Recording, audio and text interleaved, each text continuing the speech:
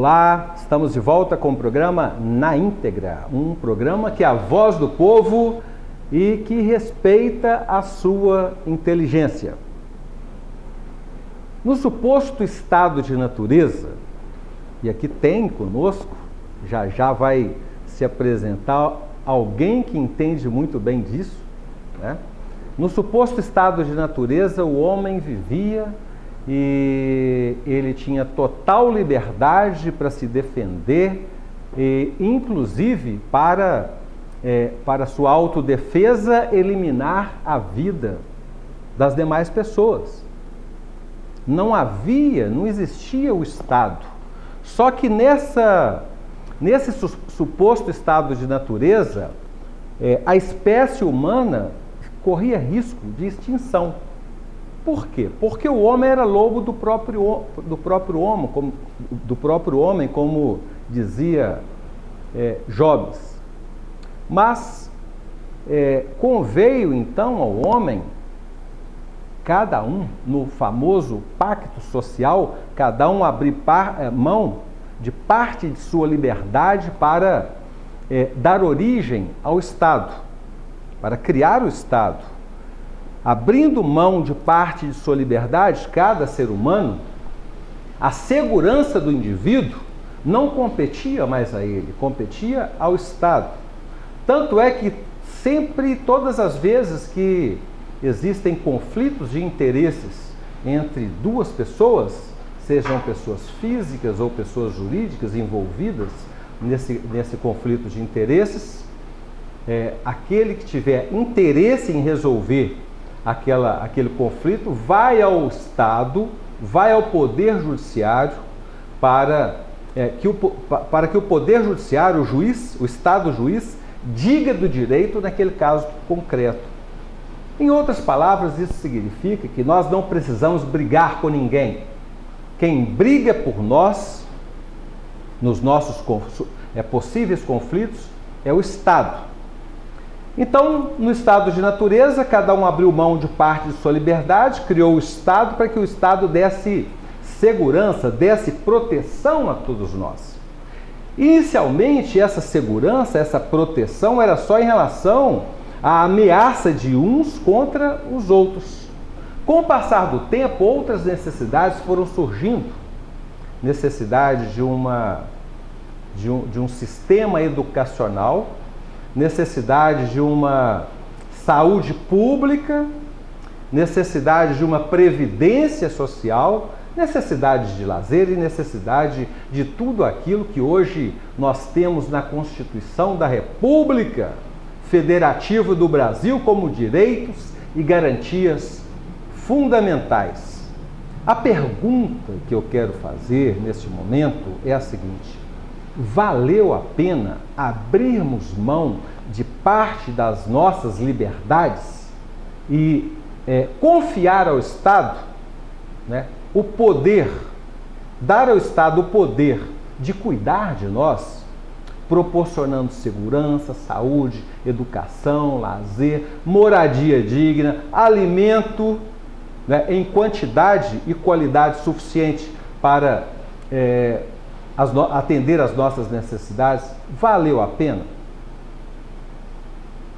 Vamos fazer essas e outras perguntas ao nosso amigo Dirley, sociólogo, ele que é presidente do Sindicato dos Servidores Públicos do município de Governador Valadares. Dirley, eu tive, durante a campanha, né, fui lá no sindicato e estive lá na condição de entrevistado, né? E hoje a coisa se inverteu. Mas é uma alegria, eu disse aqui agora há pouco que o programa Na Íntegra é a voz do povo e é um programa que respeita a sua inteligência. E é exatamente em função disso que trazemos aqui pessoas inteligentes e que falam, vêm aqui para falar em nome do povo e em favor do povo. Mas, amigo, uma alegria tê-lo conosco, uma satisfação, você que dispensa maiores apresentações, né, um sociólogo, presidente do sindicato, mas eu queria abrir a oportunidade para você deixar aí suas saudações iniciais e se dirigir aos nossos telespectadores. Fique à vontade.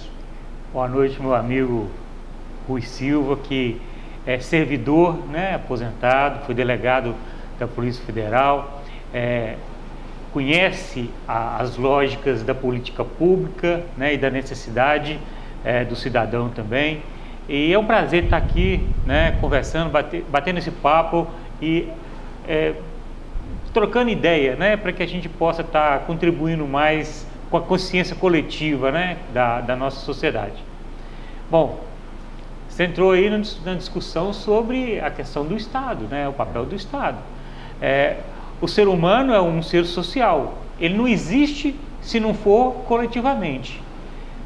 Vou dar um exemplo, o potro, né, a égua, quando ela vai fazer ali, vai ter seu filhote, ele fica ali na pradaria, em poucos minutos ele já está andando, caminhando, e ele praticamente independente. Já o ser humano não, ele nasce, ele fica anos até ele se dotar de condições de viver no ambiente. Então, em função disso, e isso ocorreu porque o ser humano é um ser social, ou seja, ele depende do conjunto, ele depende, no primitivo ele dependia do caçador, né, da pessoa que ficava na tribo ou na caverna, e a partir do momento que esse grupo foi crescendo, foi preciso construir mais regras para salvar esse indivíduo, porque você imagina, se não tivesse uma proteção para aquela criança, né, primitiva, a raça humana não tinha prosperado. Então você tem aí as cidades, nós estamos hoje com um planeta com bilhões de pessoas. Por que isso ocorreu? Ocorreu porque o grupo social foi se tornando complexo e criando regras, né? Estabelecendo regras e ao mesmo tempo políticas públicas. Quem executa as políticas públicas? O servidor público. Você foi um servidor público, né? Sua função no Estado era ali cuidar da segurança nos aspectos federais, né? Porque também é preciso dividir, né? Não dá para fazer tudo ao mesmo tempo. Então, a sociedade foi se tornando complexa e foi surgindo divisões e subdivisões dentro das funções públicas. Antes você só tinha o guerreiro, ele fazia tanto a guerra como a defesa, como a segurança. Aí a sociedade cresceu e precisou ampliar. Surge a polícia, surge o exército, né? Então, o ser humano abriu mão da sua liberdade primal, ou seja, da liberdade primitiva, de estar lá no meio da floresta e poder comer o que ele quisesse, matar-se quem ele quisesse, viver com quem ele quisesse, mas isso foi em função dele desenvolver enquanto ser, tanto do ponto de vista do intelecto, do ponto de vista da coletividade. Eu acho que é isso que é o grande diferencial, né? E que nos demonstra que nós sempre temos que estar ao outro. Acabou de sair daqui o pastor, que ele faz um trabalho interessante que se assemelha à igreja primitiva. Ele não está fazendo o trabalho dele enquanto pastor para chamar para arrebanhar para ele. Ele está fazendo um trabalho cristão e ele fala, procure a igreja mais próxima. Por quê? A religião é um elemento dessa, um catalisador social se faz necessário. Então, nós vivemos numa sociedade hoje muito complexa e que tem políticas públicas, e essas políticas públicas são desenvolvidas pelos servidores. E a maior parte delas acontece onde? No município. É no município que está a escola, que está o posto de saúde, que estão ali a parte de calçamento. Então, por mais que tenha governo federal, governo estadual, governo municipal e governo federal e estado estarem com recursos e tendo políticas, mas todas as políticas só acontecem mesmo no município. Quem executa? Os principais servidores públicos. É verdade, mas Dirley, eu defendo a tese que eu comecei aqui a nossa fala aqui fazendo menção ao suposto estado de natureza, né? Os seres humanos abriram mão de parte de sua liberdade para dar origem ao Estado. E quando a gente passa a procuração para alguém, é para que esse alguém nos represente da forma mais eficiente possível. Exatamente. Em outras palavras, o que nós fizemos é isso, né? Outorgar ao Estado poderes para nos proteger, para cuidar bem de nós. É claro, tudo nos termos do ordenamento jurídico, né, e das condições, né, evidentemente. Então, eu entendo que para que o Estado, o poder público, como o Estado aqui é compreendido no sentido lato da palavra, né, município, Estado, União, para que ele se desincumba desse seu dever, ele precisa fazê-lo por via, porque o Estado é um ente abstrato.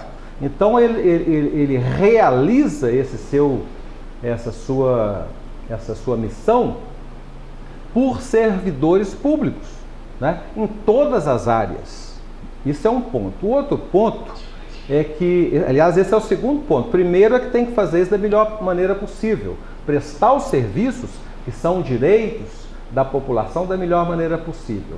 Segundo, o Estado presta esse serviço por servidores públicos, por ser ele, o Estado, um ente abstrato.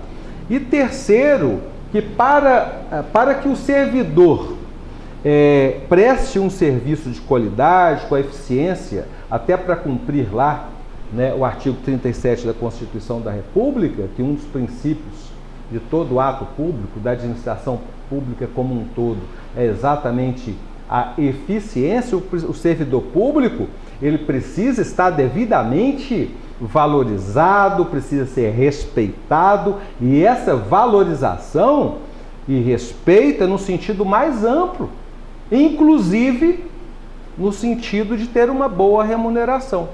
E aí fica aquele negócio, né? O que vem primeiro, é o ovo ou a galinha? Para ter servidor valorizado, precisa de alguma coisa que a gente ainda não conseguiu, né? Que talvez seja recursos. Mas será que esses recursos eles não vão advir exatamente a partir do momento que tivermos servidores, como eu estou aqui a dizer, respeitados, valorizados, motivados para prestarem os melhores serviços, os serviços mais eficientes à população?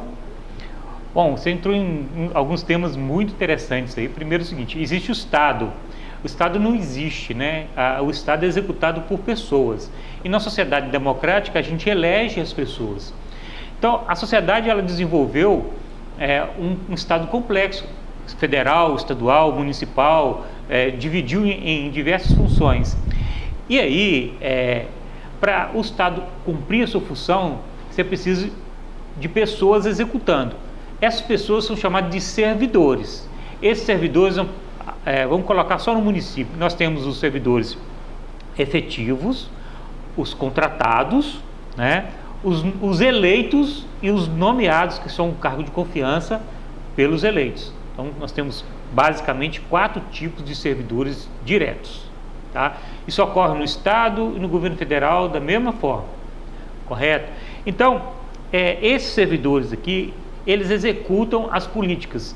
Então, quando você não elege uma pessoa que tem conhecimento ou preparo, né, adequado para gerir, ou não tem até mesmo competência para gerir a máquina pública, ou seja, executar a função de Estado, ele acaba cometendo uma série de equívocos. E esses equívocos é incompetência, falta de gestão, falta de aplicar o recurso da forma correta, não tem recursos para poder pagar os seus servidores, e aí o servidor não executa a política, ele fica satisfeito, ele não executa a política pública direto lá no cidadão, ou seja, ele não entrega uma saúde boa, ele não entrega uma educação boa. Então o grande prejuízo é o cidadão. O servidor público, além disso, ele também é uma massa econômica. Quanto mais eu tenho um servidor tratado respeitosamente e devidamente remunerado, a cidade, ela vamos colocar assim, fomenta cadeias produtivas.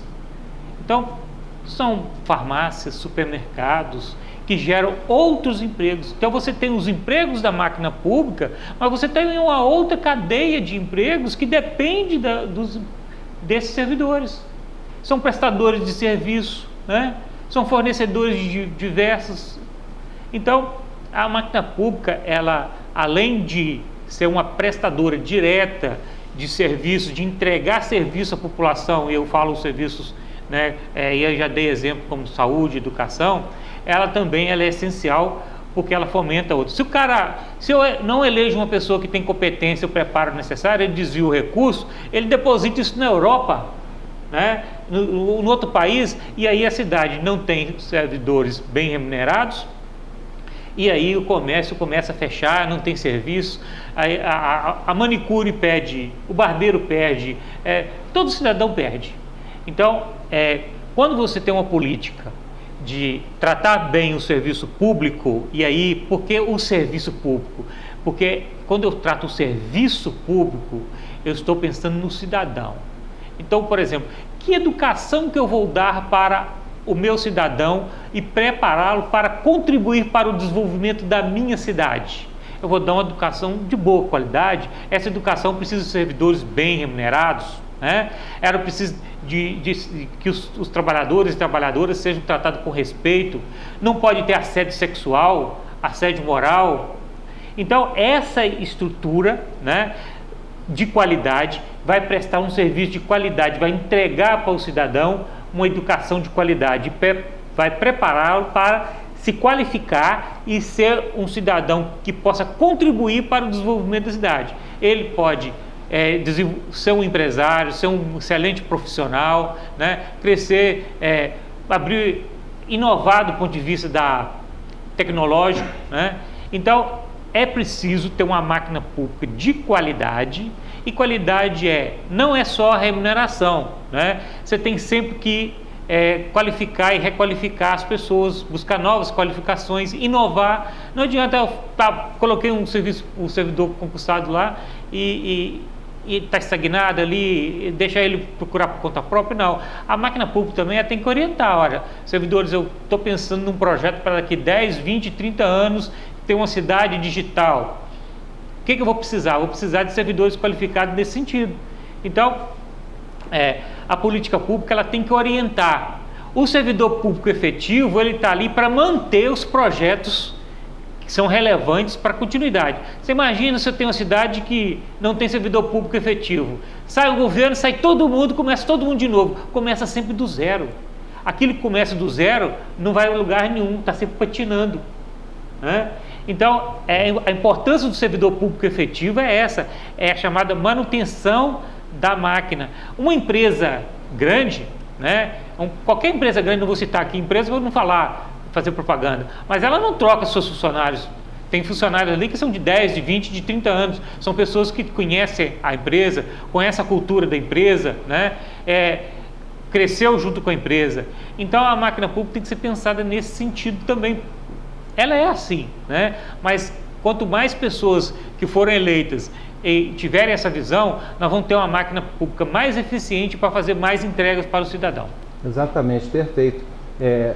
Dirley, você disse da importância do servidor público efetivo, né? Governador Valadares, você como presidente do sindicato, eu creio que você tem essas informações, parece-me que tem mais servidores não efetivos que servidores efetivos em Governador Valadares. E se isso for verdade, não seria um contrassenso, um equívoco, algo que precisa ser corrigido? Olha, nós já tivemos números absurdos na máquina pública de Valadares, né? Governos anteriores, esse atual governo, agora não posso falar que tem, por quê?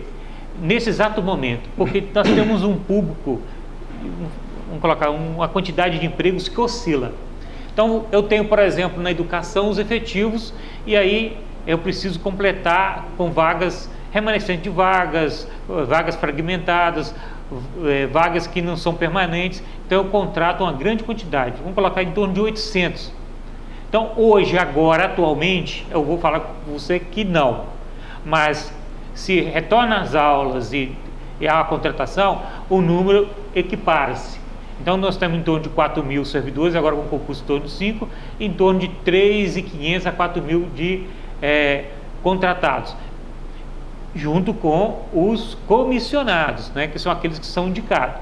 Eu, na minha opinião, política e de servidor, eu sou pelo número menor possível de cargos comissionados.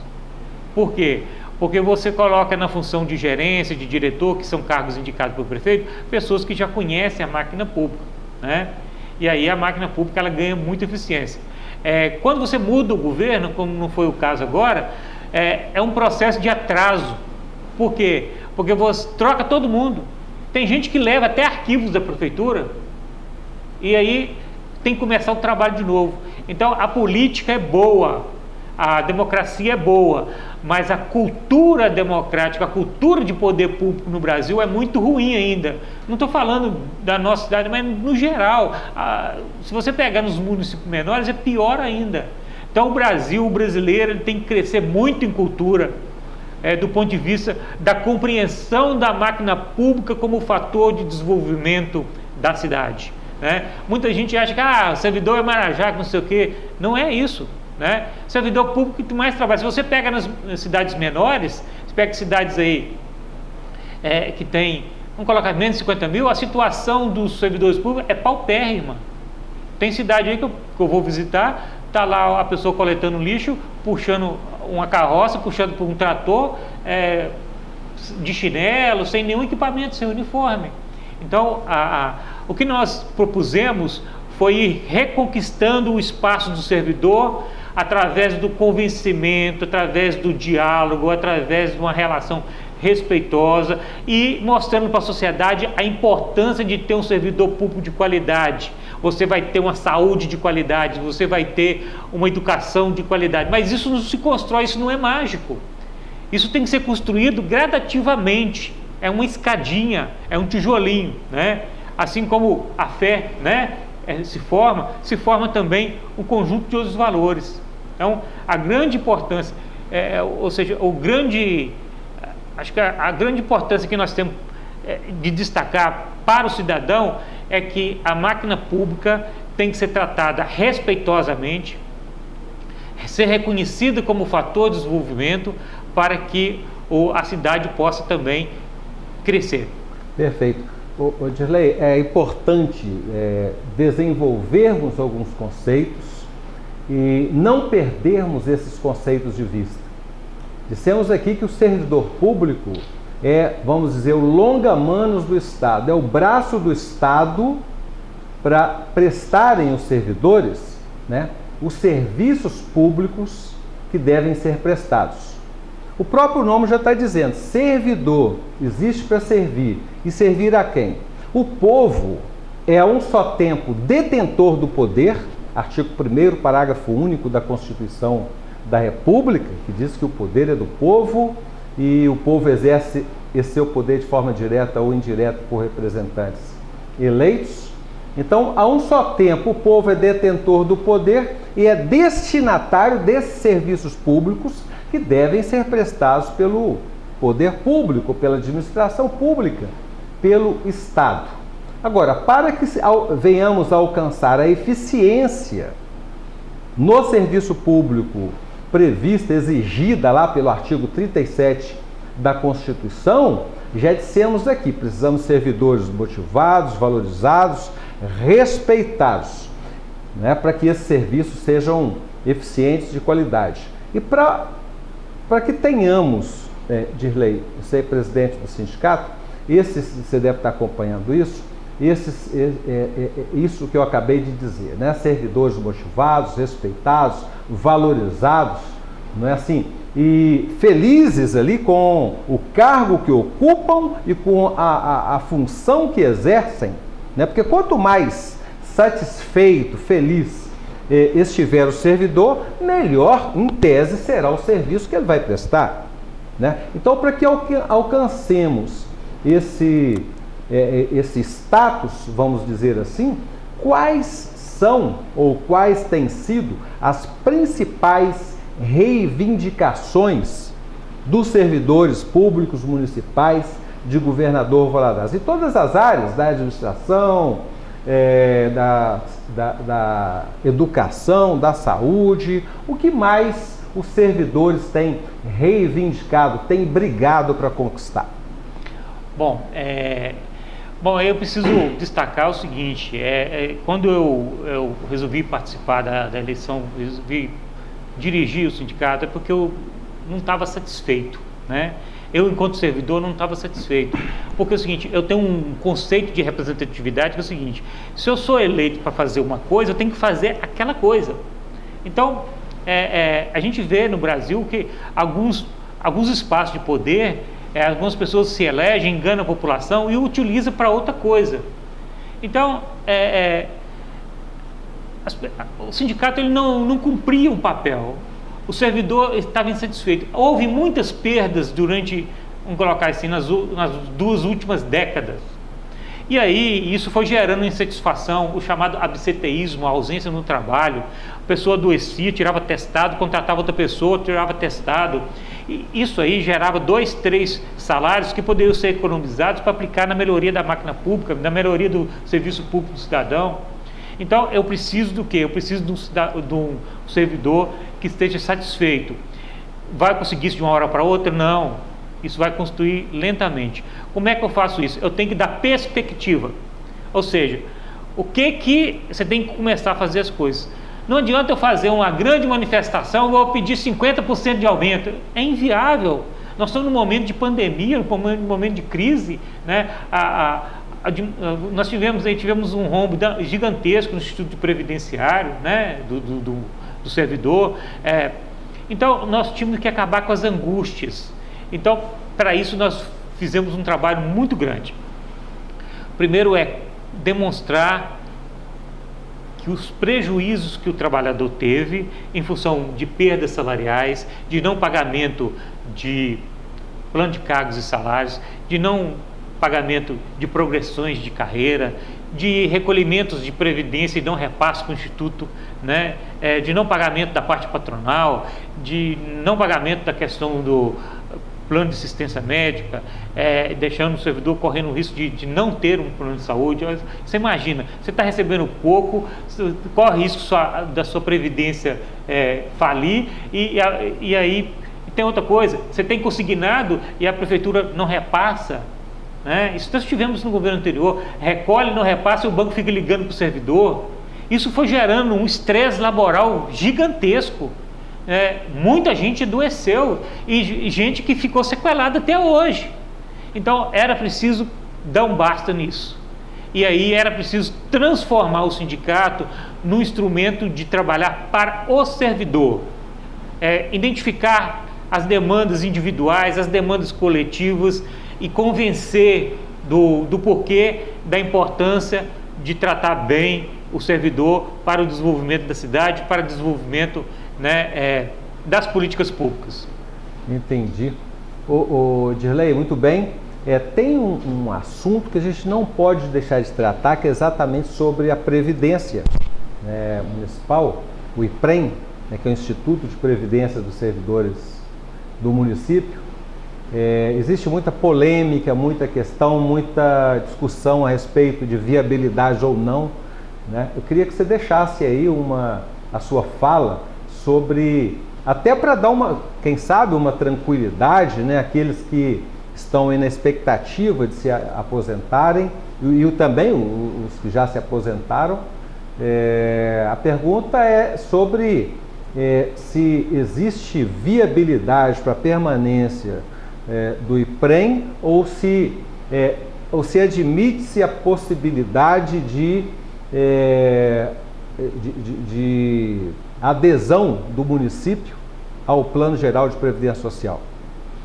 Bom, primeiro deixar claro para o servidor que nós estamos fazendo tudo possível juridicamente, negociando, buscando alternativas para recuperar a Previdência, porque ela é minha também, então é minha, de todo mundo. Então não é assim, o sindicato está fazendo, o sindicato está trabalhando ali com maior tranquilidade e maior responsabilidade.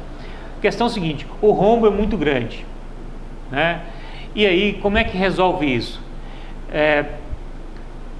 tem que negociar esses valores não repassados.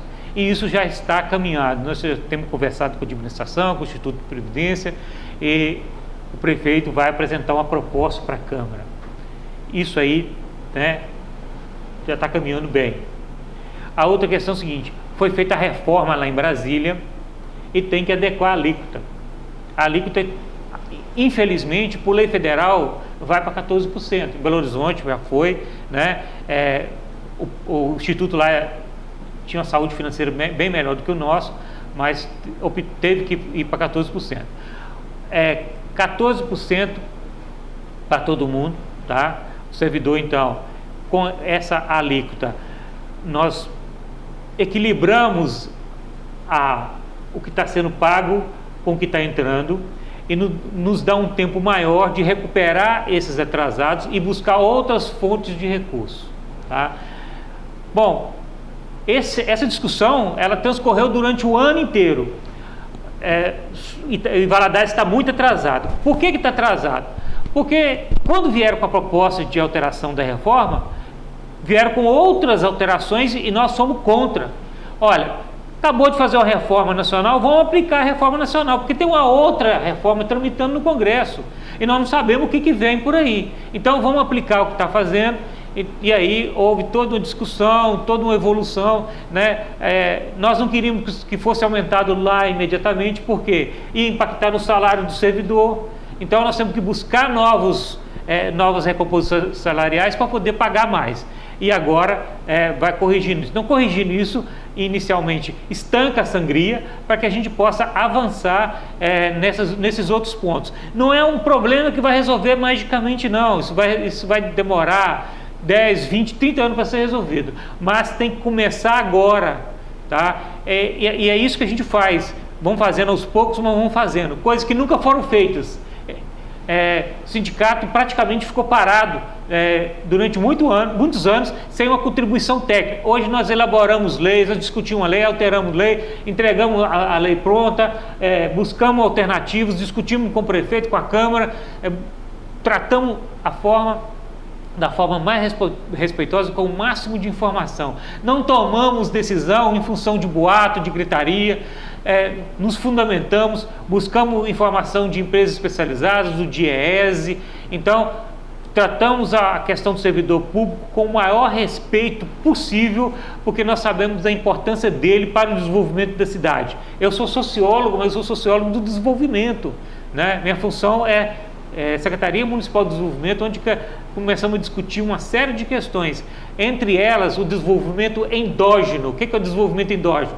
Como não é possível, a expansão da economia não vem para cá empresas, porque ninguém traz empresa, a empresa vem, é preciso buscar formas internas de desenvolver.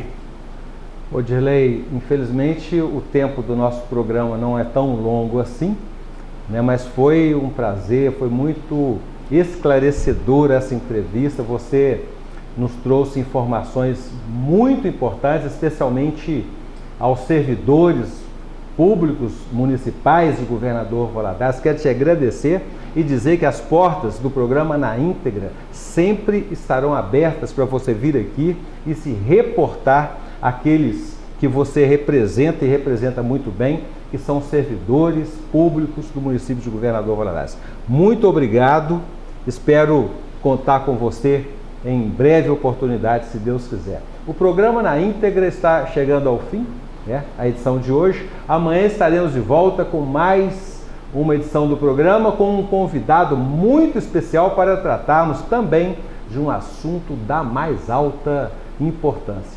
Até amanhã e muito obrigado pela audiência. Fiquem todos com Deus.